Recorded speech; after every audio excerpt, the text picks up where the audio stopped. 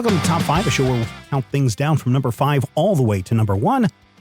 And in this episode, Top 5 cartoon characters. Top 5 cartoon characters. That's a pretty broad topic. Rodrigo, what did you come up with your number 5? My number 5 is at number 5 for 2 reasons. It's only around very briefly in the movie that it's in. And 2, it's not in an animated movie, although that happens again in my list a little bit later. My number 5 is the Electro Gremlin from Gremlins 2.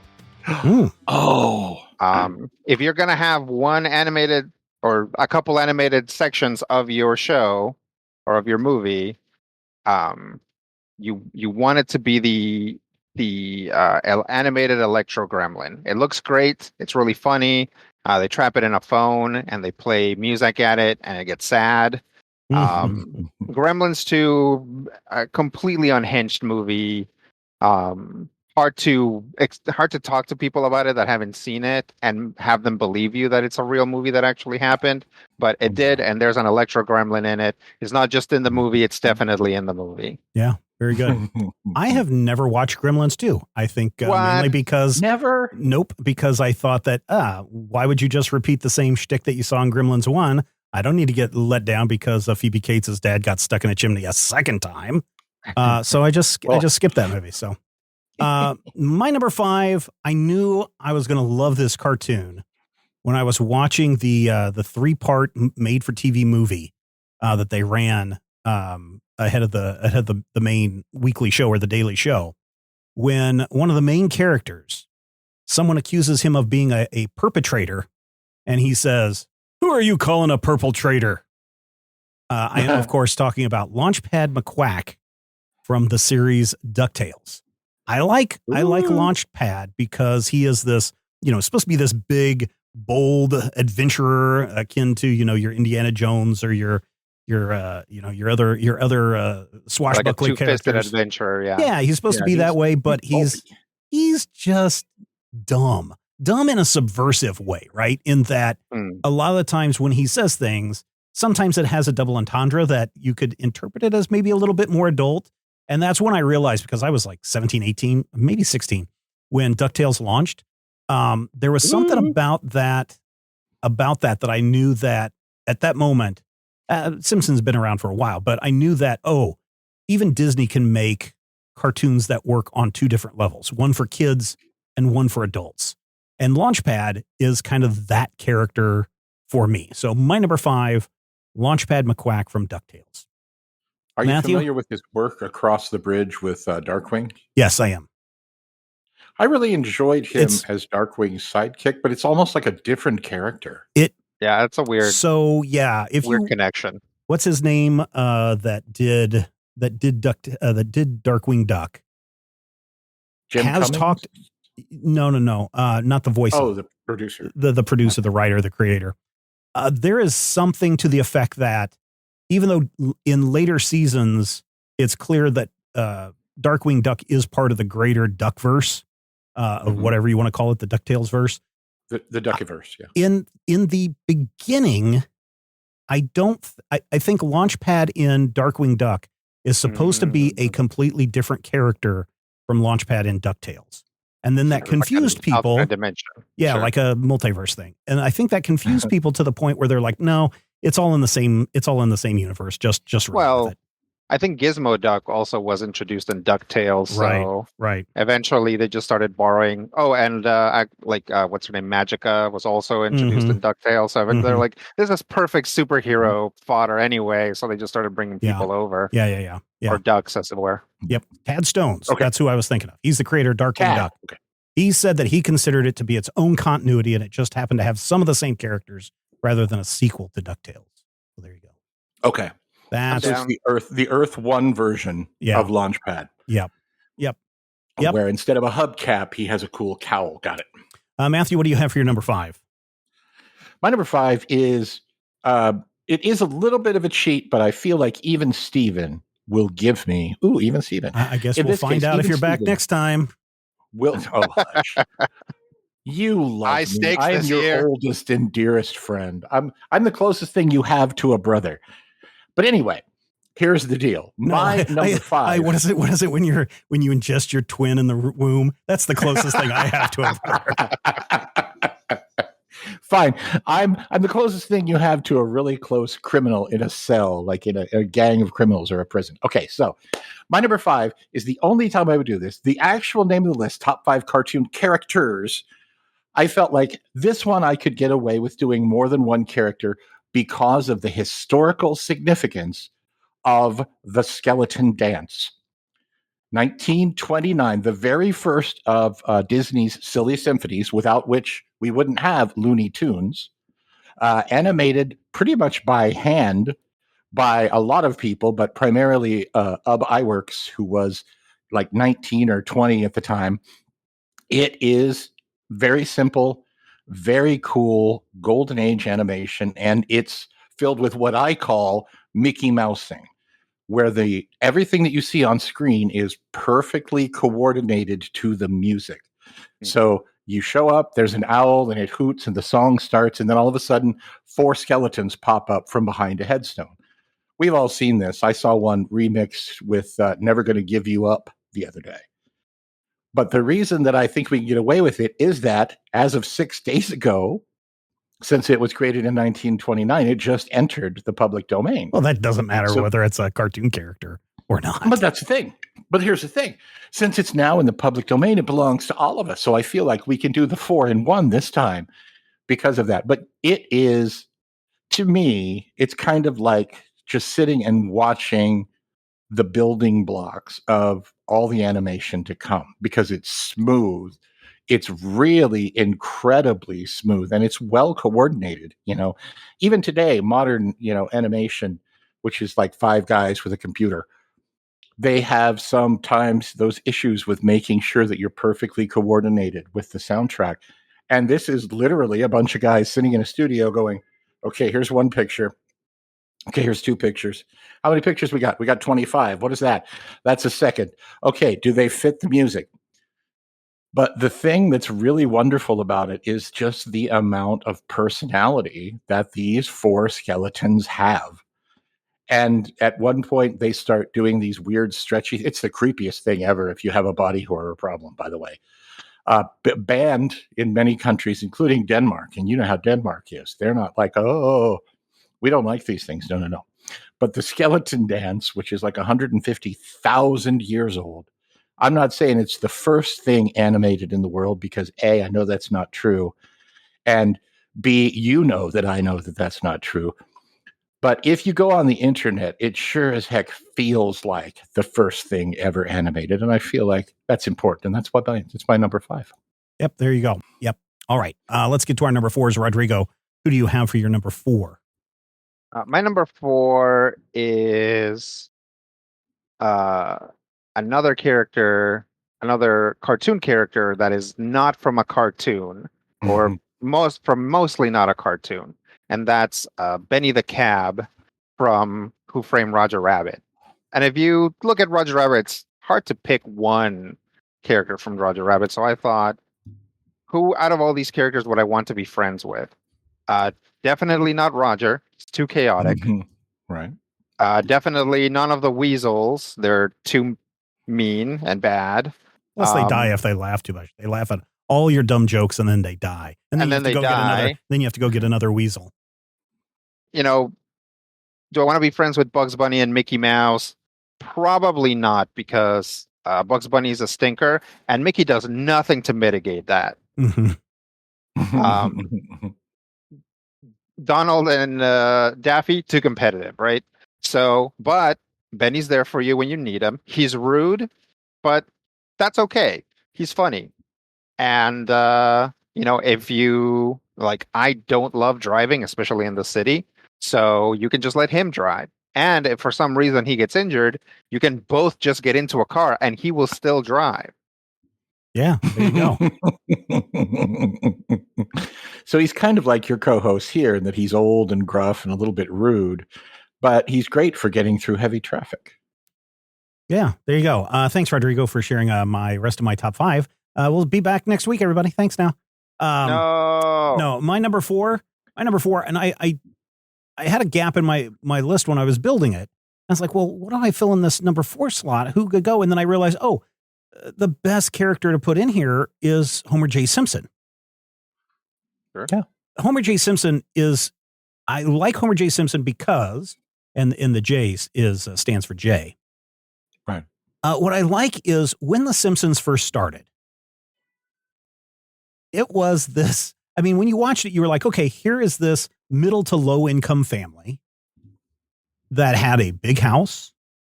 You had a good paying job. All the kids could go to school and the mom could stay home. It was the ideal nuclear family as seen through the eyes of 1980 via the eyes of 1950s and 60s, right? Homer Simpson then becomes that caricature of what America is, even though you're not the smartest, even though you're not the most skilled, but you have earnest and you care for your family, right? Today, if we look at The Simpsons, Homer Simpson has become a look at what the upper class of people have, because they all have big homes and the wife can stay home. Yeah. And it just also shows that Homer is just dumb and ignorant and kind of a follow the crowd kind of guy.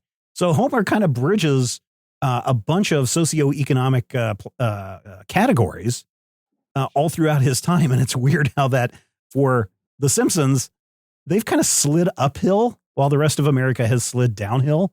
And no one has really kind of pointed that out too much. But I still think Homer is funny in just the antics that he's getting up to, especially in the first, 10 seasons. After that, I don't know what happens. But he is a fascinating character to look at, especially for the fact that he has been around for as long as he have, longer than the Honeymooners, longer than the Flintstones, longer than Gunsmoke. And yet there's something about him and really his greater family that continues to resonate with the public. But mostly I think it's because of Homer Simpson. So that is why Homer is my number 4 slot. Matthew, what do you have for your number 4? I feel like as the official old school comic book nerd, I would be remiss if I did not have at least one superheroic character on the list. But I'm also a member of Generation X. And so when you kind of balance that out, you have the superhero thing where it's like, oh, cool, it's idealistic and it's together. And Generation X is like, whatever, man. And I said to myself, what's the perfect synthesis, the center of that particular Venn diagram? And the answer, of course, is Jason from Battle of the Planets, known in some continuities as Dirk Daring. If you know him as G2 or Joe the Condor, you're cool. If you know him as Joe Thax, I'm sorry. I wish I could take those memories away from you, but I don't love you that much. But throughout the original run of Battle of the Planets, which was adapted from Science Ninja Team Gatchaman, which is wonderful to say, just throw it out at some point, Jason is kind of a reprobate. He is angry. He is bitter. He's overly violent.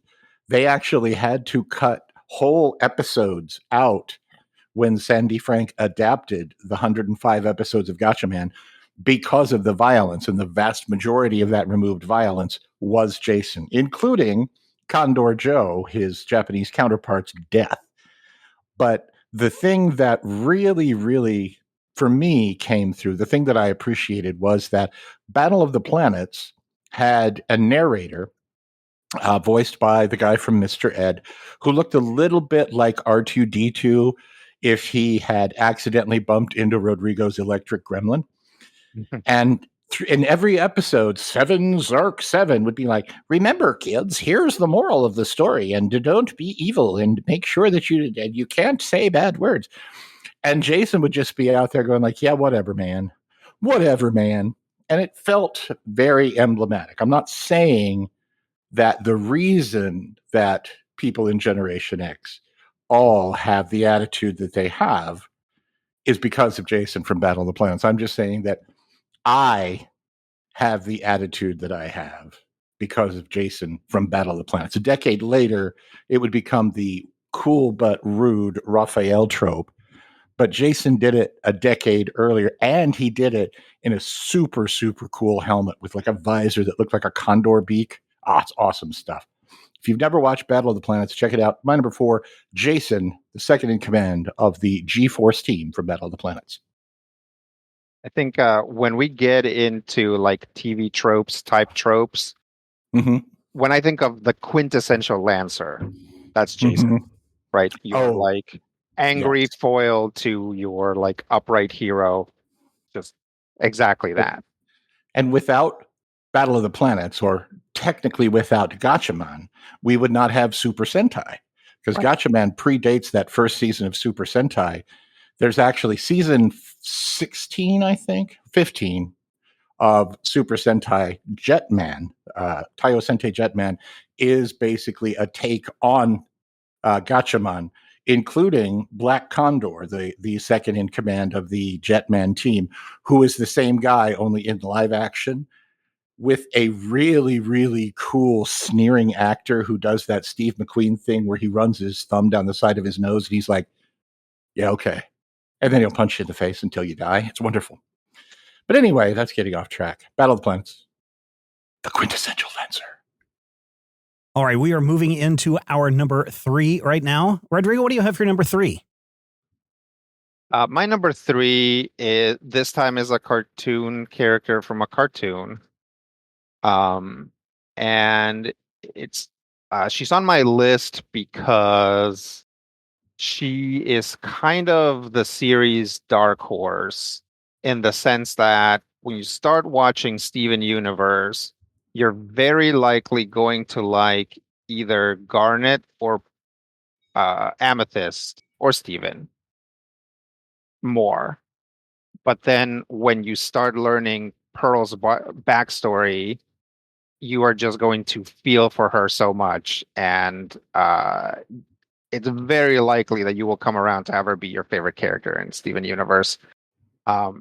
Pearl has a poetic backstory, a Shakespearean backstory, when you get down to it. And when you figure it all out, it makes her relationship with Steven that much more special. Also, she can make light duplicates of herself and pull a like a naginata out of her forehead, and do all kinds of weird stuff like the characters can do. Yeah. And if her friends are up for it, she can also be a giant woman. So Pearl from Steven Universe. Yeah. I just messaged my youngest to see if Pearl was his favorite character from Steven Universe. I don't know if he's going to respond because, he's 13 now, and who watches Steven Universe when you're 13? Yeah. We got to watch Hunter x Hunter and a bunch of other cartoons. I know. Anime. Yeah. Dun dun dun. Yeah. Dun, yeah. dun, dun. Yeah. That's real appropriate for 13-year-olds. Let me tell you. Yep. All right. My number 3, Rodrigo has already mentioned, it's Bugs Bunny. Why wouldn't Bugs Bunny be one of your favorite cartoon characters? As Rodrigo said, he's a little bit of chaos. He is the trickster character. He's not. So when you watch a Bugs Bunny cartoon, I think the protagonist is not Bugs Bunny. The protagonist is Elmer Fudd or Yosemite Sam or Pepe Le Pew or Daffy Duck. They're the ones that are trying to have this normal life. And then the trickster god enters their domain and totally screws with their day. Bugs Bunny as the trickster god really goes against the norms and likes to shake things up like some of the other characters on my rest of my list. But I put Bugs Bunny at number 3 because I think my other 2 kind of top Bugs Bunny.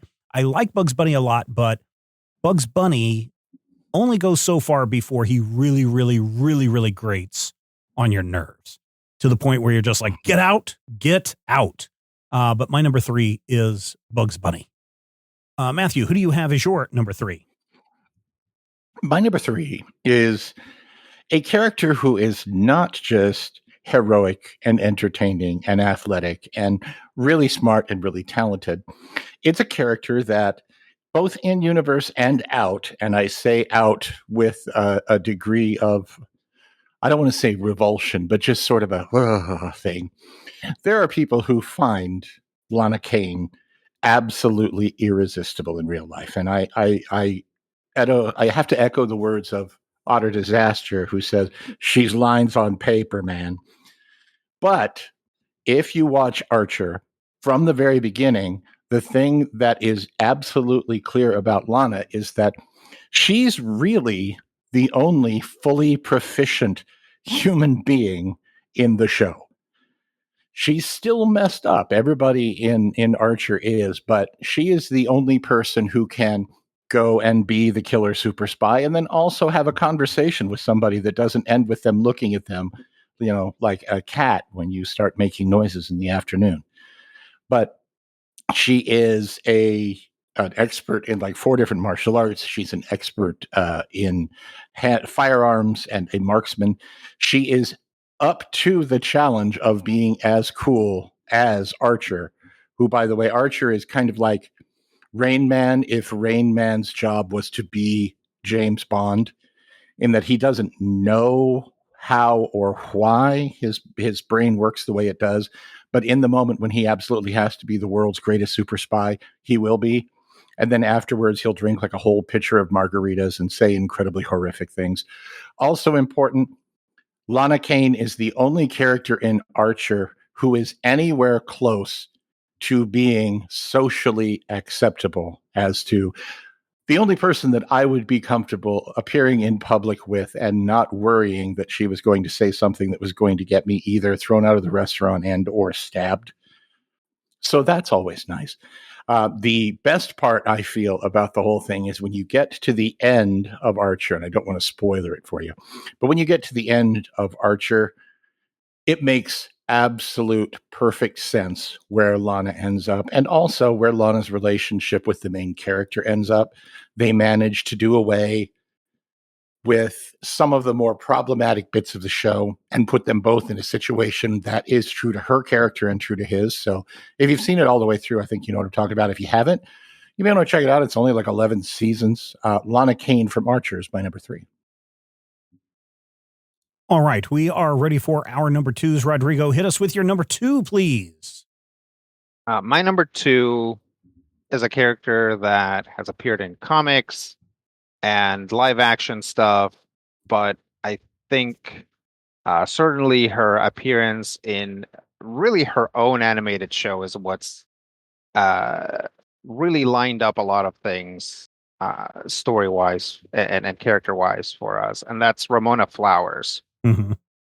So Ramona Flowers is a character from Scott Pilgrim. She is the sort of ongoing love interest that Scott Pilgrim is chasing in the comics, and they get together and they break up and stuff happens. Same thing in the movie, but if you've seen Scott Pilgrim Takes Off, in that show, basically, instead of seeing things through Scott's eyes, we see them through Ramona's eyes. And weirdly, right? So weird that it's actually very compelling to, instead of have Scott deal with her evil exes, to actually have Ramona deal with her evil exes and come to some sort of understanding with each of them. Or as close to an understanding as their maturity level will allow. Also, she can fight. She fights with a giant hammer. You really, I think Scott Pilgrim was really plugged into that millennial aesthetic because, a girl with two-tone green and blue hair with a giant hammer while simultaneously rollerblading really is, it's the dream, right? Oh yeah. Yeah, both, aesthetically definitely, but also for the kind of the character growth that she gets sort of retroactively by exploring her relationship with the ex a little bit more, makes Ramona Flowers my number 2 best cartoon character. Very cool. That's a good show. If anybody hasn't watched that, get on that. If you're a Steven or not a Steven Universe, if you're a Scott Pilgrim fan. Scott Pilgrim. Did I ever say Steven Universe instead of Scott Pilgrim during that? No. I was okay, because I felt like I almost did. I think literally every time. Remind me not to bring up Scott Pilgrim and Steven Universe in the same show because I'm terrified that I'm just going to flip them. That's okay. My number 2 should come as no surprise. It's Mickey Mouse. Mickey Mouse is an underdog with optimism. Mickey Mouse is, while he always has a plan, something is going to be there to try to hinder him. And whether it's Peg-Leg Pete, or whether it's the blot, or whether it's some haunted house, or whether it's just being friends with Donald and Goofy, Mickey Mouse is always the underdog. But he approaches every problem that he encounters with optimism. And he works hard. He thinks smart. He usually does the things that he does for the right reasons, even though it's usually a girl. But I think he is the antithesis, as you said, Rodrigo, the antithesis of Bugs Bunny, that Bugs Bunny is chaos. Mickey Mouse is effort, right? And so that's why Mickey Mouse is above Bugs Bunny in my top 5 cartoon characters. Matthew, what do you have for your number 2? I was just thinking about that. Yeah. Oh, sorry. My number 2 is nothing at all like Mickey Mouse. But here's the thing. I think he's equally awesome within his own metatextual cosmos. And I think more importantly, for me at least, he's not just awesome as a character. He is an awesome portrayal, an awesome acting job by a very, very remarkable and talented man. And I'm talking about Uncle Iroh, the former Fire Lord and leader of the entire Fire Nation in Avatar: The Last Airbender. He was voiced by an actor known as Mako Iwamatsu. And Mako had a very, very long and storied career as a film actor, a theater actor, and a voice actor. Iroh was his last role. And there's a wonderful moment when we see, first of all, General Iroh is seen in the beginning of the show as this chubby, silly, goofy character, sort of an avuncular character to Fire Lord. What's his name? What is his name, dude? Ozai. Ozai, thank you. But then he ends up going off with Ozai's son on a side adventure, and we suddenly see all of these secrets starting to be revealed. And we see all of these moments where Zuko realizes that this is not just his weird chunky uncle. This is a former general. This is a former highly ranking leader. This is a man who could have led the Fire Nation. He's part of a secret society that protects everything that they hold dear. He's really, really good at playing a little game with the domino things. I don't remember the name of the game. And it turns out he's also the Grand Lotus, the Dragon of the North. And the first time he breaks out his fire-breathing act, I'm like, oh, right, this is awesome. But there is a scene late in the show where Iroh is mourning the death of his son, and he's singing to a picture of his son. And Mako, the actor, is drawn as the picture of the son. And it's one of the last things that Mako actually recorded. And he's talking about loss. Mako knew he was dying. So Iroh is literally Mako singing to himself and talking about loss and his own impending death. And for me, the nerd who always needs to know who's behind all these people, that makes it just that much more heartrending and heartbreaking. And of course, when they came back like 70 years later in The Legend of Korra, and they're like, oh, well, everybody, they're dead. Yeah, they're either dead or they're super old and can't do anything, except for Iroh. Iroh's just kind of hanging out in the spirit world and being like, hey, how's it going? And that also appeals to me because I feel like as a fellow old, fat, gray-haired dude who used to be pretty awesome with the whole dragon motif, I figure that if you can just be immortal and hang out and enjoy a nice tea, that's really worth, at least some of the loss and the pain and the terror that you've gone through. So my number 2 is General Iroh. I don't want to give away his greatest moment ever, but go watch the show. It's only like 17, 18 seasons. It'll be fine. We have made it to our number 1 spot. Rodrigo, what do you have for your number 1 in the category of top 5 cartoon characters? My number 1 cartoon character is not natively from a cartoon or actually any sort of show. My number 1 is a character from a fake band called Gorillaz, and my number 1 is 2D. Why 2D out of all the potential characters in Gorillaz? I think because he is he's the avatar for the main singer from Gorillaz, whose name I remembered a second ago, but has now completely disappeared from my brain. Damon Albarn is Damon Albarn, yeah, the guy from Blur. Blur. Yeah. He's also kind of in every iteration. He's been in every iteration of Gorillaz, which is not true for at least one other member. And he also has always had this sort of like whatever is going on in the story, he tends to be the focus of it. So he is either like doing okay or he is like doing terribly, and you can only always tell by which color his eye holes are. And I think those are eye holes even when they're white.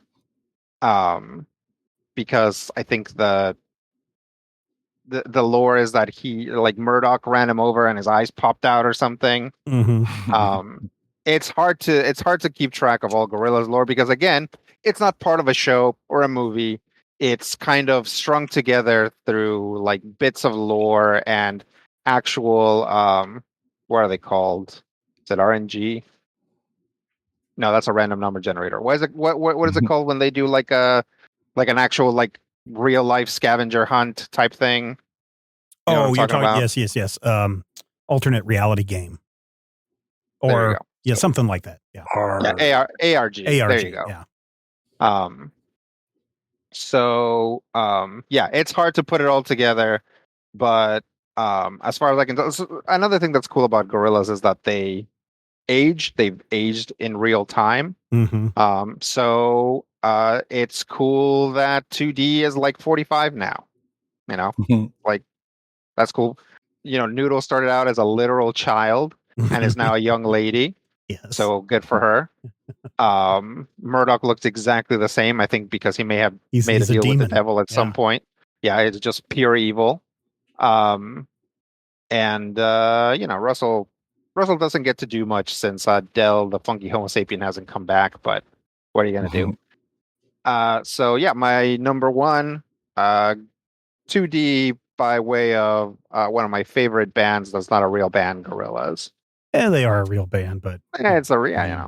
All right, my number 1 should come as no surprise. It's Roger Rabbit.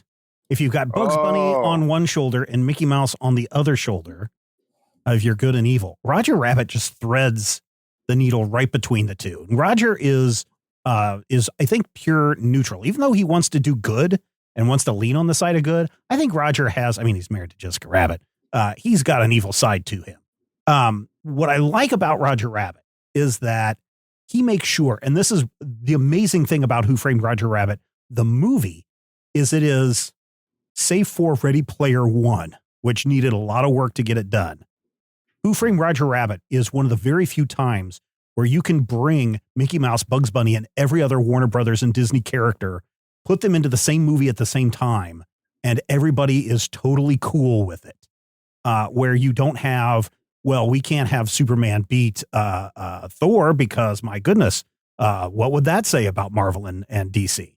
But Roger Rabbit was able to do that. And in the course of the movie, Roger Rabbit is also trying to make sure that everybody, he keeps saying that about why everybody just can't get along. And he wants to bring everybody together through happiness and, most importantly, through laughter. And yes, Roger Rabbit can get on your nerves the same way Bugs Bunny can. But a lot of times Roger Rabbit is more than happy to just let everybody else do the exposition until he can do the funny part. So he can just kind of sit back and not be super annoying. So Roger Rabbit, again, it came out a year after DuckTales. And so I was just totally enthralled with DuckTales and what they were doing with Launchpad. So then when Roger Rabbit comes around and I'm like, oh, this is even more subversive. Definitely got to put this high on my list. And because they were still using a lot of traditional 2D animation for this movie, it made it even more fascinating to learn about the development of how they're taking 2D animation and matching it with the real world and all the behind the scenes trickery that they had to do to get the characters to interact. And it's great. So Roger Rabbit is my number one cartoon character. All right, Matthew, it is time for you to share your number one. I think that it's interesting that you were making the contrast between Bugs Bunny, the agent of chaos, and Mickey Mouse, kind of I almost think of him as the everyman character. Yeah, Mickey Mouse is definitely an everyman, but he is the good in everyman.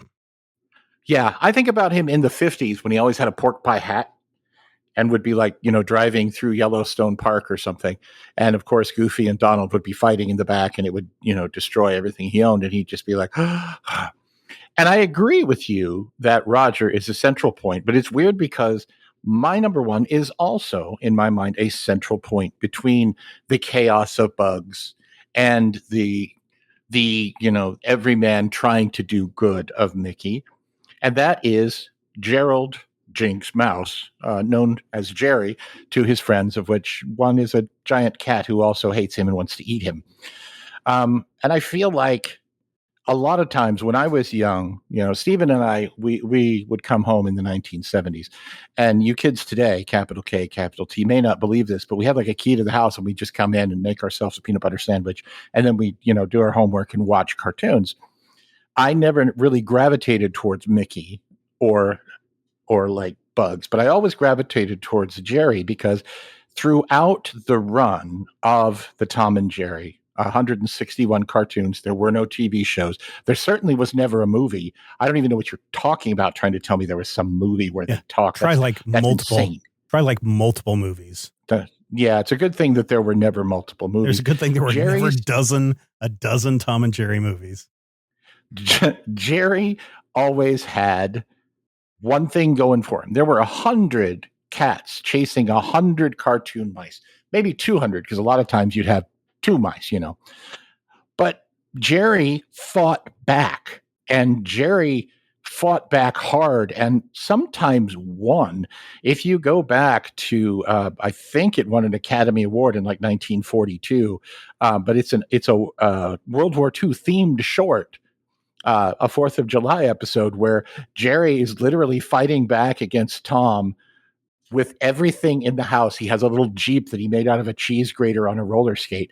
And it's just this hilarious set of circumstances where Jerry fights back. Tom ends up bursting into flames at the end and flying up into the sky like a firework. He's fine. He's a cartoon. Or the one where Jerry froze the entire kitchen and went skating with his cousin, child, brother, nobody knows, Nibbles. And then, of course, Tom tried to get them, but Jerry got the best of him. Jerry just really kind of wanted to live his life. He wanted to hang out in his house. He wanted to talk to his friends. He didn't talk, but, he gestured. He had a cool Uncle Pecos, almost on the list, but I realized he's kind of a one-shot character. And honestly, he's not something that you can talk about a lot because he just goes Crembo all the time. Got a cousin named Muscles who's like 6 feet tall, which is weird for a mouse, but what are you going to do? And all the way up to that final cartoon in 2001, after which there were no dozen movies. Although he did I'm counting here. It's like 16 movies. And he did dance with Gene Kelly more than once. That happened. I don't know if you remember that. During Anchors Away, I know he had a big dance sequence. And then I think he had another one in Invitation to the Dance where they were doing I like a thought that whole was the scene. little gray one. No, it was Jerry. Oh, it was Jerry. Or Stewie Griffin, depending on when you've seen the footage. But yeah, and Jerry held his own against Gene Kelly, one of the greatest dancers in the world. And he did it while having absolutely no bones because he's a cartoon. But yeah, if you've never actually sat and watched some of the best Tom and Jerry shorts, that means you're probably, younger than the age of 50.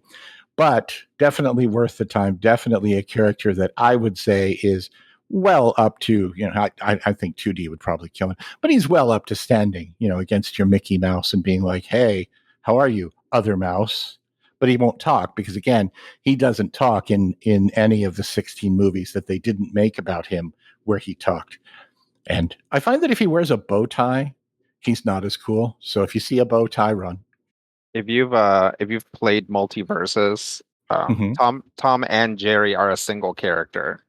So you actually play Tom and Jerry. Yep. No. Yep. Really? Yep. Oh, now I have to find Multiverses. It's free to play. Yeah, because reasons. I've got a good conspiracy theory that I will share with you about Tom and Jerry that you can only get when you become a patron over at patreon.com/major spoilers. For as little as $5 a month, you can get access to the Major Spoilers podcast pre-show that we do, where we sit around and talk about a lot of stuff. And now that we've been off for a couple of weeks, I'm sure we have a lot of things to talk about there. But you also get access to behind the scenes stuff, what's going on at Major Spoilers, and a whole lot more, at least 4 bonus episodes a month. And then, of course, if you would like to support us at higher levels, you get more access there as well. So what are you waiting for? Patreon.com/major spoilers, where I will tell you about a recent theory someone has posted on the internet about Tom and Jerry. Patreon.com/major spoilers. Now, dear listener, who are your top 5 favorite cartoon characters? Well, there's a couple places you can do it. The one area that I would suggest you go over and check out is our Major Spoilers Discord server. You can join the Discord server for free. Doesn't cost you anything. And there you can share in the top 5 channel your top 5 cartoon characters. And everyone else will share their top 5 cartoon characters. And everyone else will read yours and comment on yours. Why? Because everyone loves a list. Top 5 is a production of Major Spoilers Entertainment, LLC, and is produced by me, Steven Schleicher. If you have any suggestions or ideas for future top 5 topics, make sure you head over to our Discord server and share your thoughts there. Major Spoilers Podcast, copyright 2009. Major Spoilers Podcast, copyright 2010. Major Spoilers is copyright 2011. Major Spoilers is copyright 2012. Major Spoilers is copyright 2013. Major Spoilers is copyright 2014. This podcast is copyright 2015 by Major Spoilers Entertainment, LLC. This podcast is copyright 2016 by Major Spoilers Entertainment, LLC. This podcast is copyright 2017 by Major Spoilers Entertainment, LLC. This podcast is copyright 2018 by Major Spoilers Entertainment, LLC. This podcast is copyright 2019 by Major Spoilers Entertainment, LLC. This podcast is copyright 2020 by Major Spoilers Entertainment, LLC. This podcast is copyright 2021 by Major Spoilers Entertainment, LLC. This podcast is copyright 2022 by Major Spoilers Entertainment, LLC. This podcast is copyright 2023 by Major Spoilers Entertainment, LLC. This podcast is copyright 2024 by Major Spoilers Entertainment, LLC. This podcast is copyright 2025 by Major Spoilers Entertainment, LLC.